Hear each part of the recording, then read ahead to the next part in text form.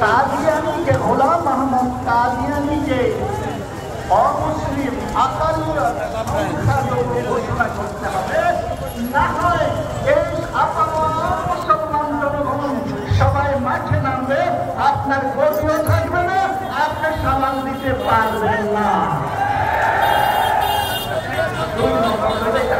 আমাদের ইমানের অংশ, আমাদের সবচেয়ে বড় এখন যে ব্যাপারটা আমাদের সামনে, এটা হলো খতমে নবুওয়াত।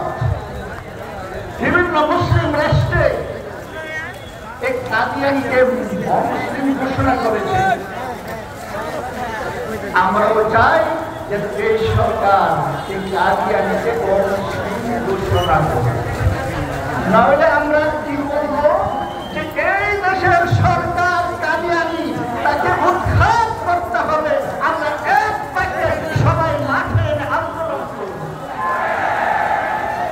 আল্লাহ তাআলা আমাদেরকে তৌফিক দান করুন, সবাইকে ঈমানি চেতনা দান করুন এবং ঈমানি চেতনা থেকে উদ্বুদ্ধ হয়ে এই 15 তারিখের মহাসমাবেশ আমাদের পাকিস্তানের চিফ জাস্টিস মাওলানা তাকি ওসমানী এবং বিদেশি দারুল দেওবন থেকে এবং বিভিন্ন দেশ থেকে মেহমানরা আসতেছে।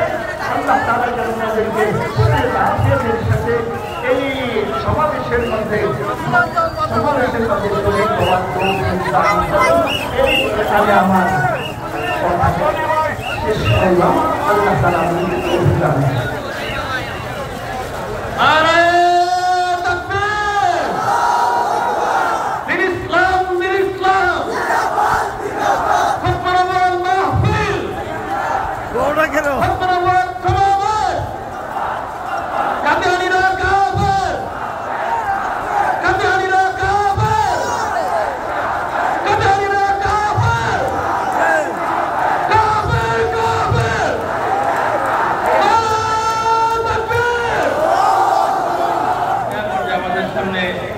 সংক্ষিপ্ত আলোচনা করবেন মাওলানা আজিজুর রহমান জারমানি হাফিজাহুল্লাহ।